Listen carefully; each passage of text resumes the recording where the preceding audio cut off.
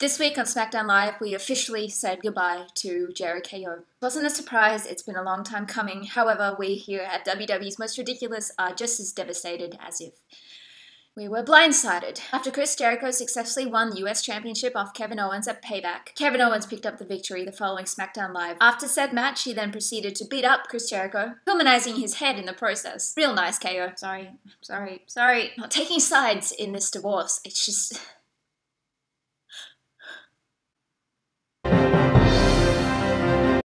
Games. A laughing matter at WWE, apparently. On Raw, we had a #1 contenders match for the IC title. Seth Rollins, Phineas Balor, and The Miz.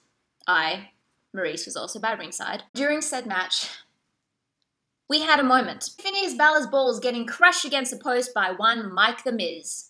In some of these cases of balls reports, they are accidents. Accidents happen. Balls get in the way sometimes, they get crushed. However, it is particularly upsetting in these kind of situations when the balls reports, they are deliberate. As I have mentioned in the past, we are introducing measures to prevent such ballicide. We here at WWE's Most Ridiculous, in conjunction with NADS, we introduced you our latest line of ball injury prevention.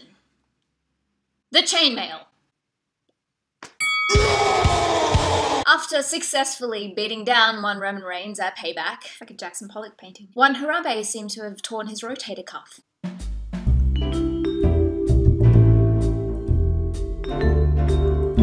I guess it's karma. After all, he did re-bruise Roman Reigns' ribs, but it's just a minor setback. The wedding's still on, still planning with Breezango. Just waiting for my monster to heal, just like we're all waiting for the Superman to heal.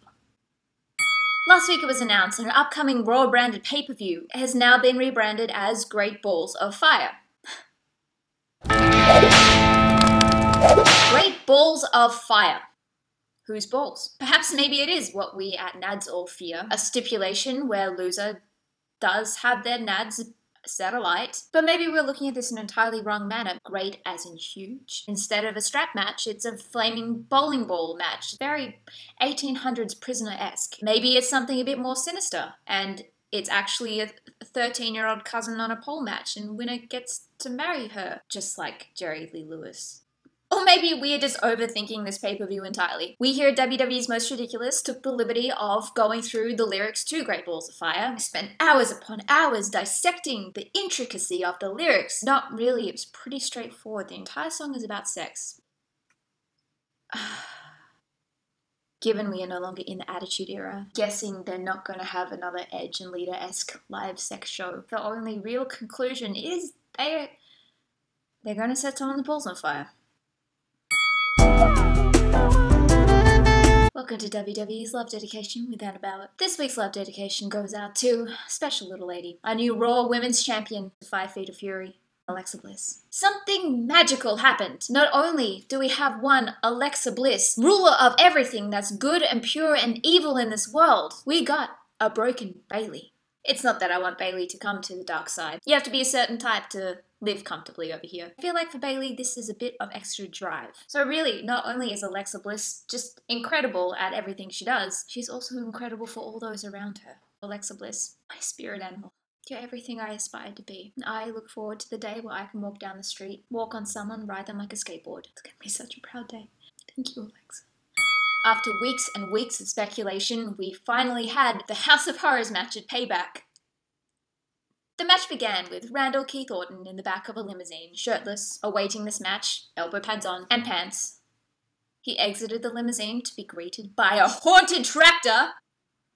Randall approached the crack den, which is Bray Wyatt's house. I mean, Randy did burn down Bray Wyatt's estate. I'm guessing Bray didn't have any insurance. You know, you gotta take what you can get. If it's a crack den, then it's a crack den. Dishes in the sink. Poo smeared on the fridge. Backed up from Eric Rowan from his time when he was left in the basement. He must have been pretty bored down there. This is at least arts and craft. And then Bray pushed the poo fridge on top of Randy Orton. Bray appeared back at the arena, completely out of breath from that really long limo drive. He gets to the ring. Randy was nowhere to be seen. As far as we know, he was still trapped under the poo fridge, which apparently possibly could have been the Hardy's old fridge, as we have learned, exclusive to Fightful.com.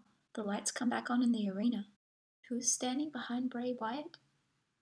Apparently you're nearly being crushed by a fridge. Randy got some magical powers, kind of like the whole Alex Mack effect.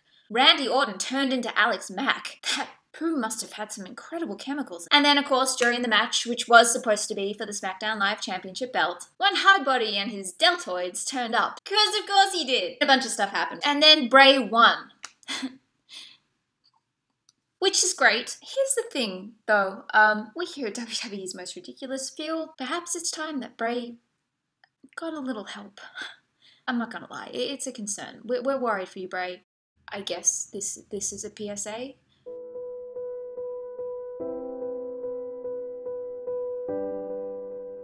Bray Wyatt, get some help.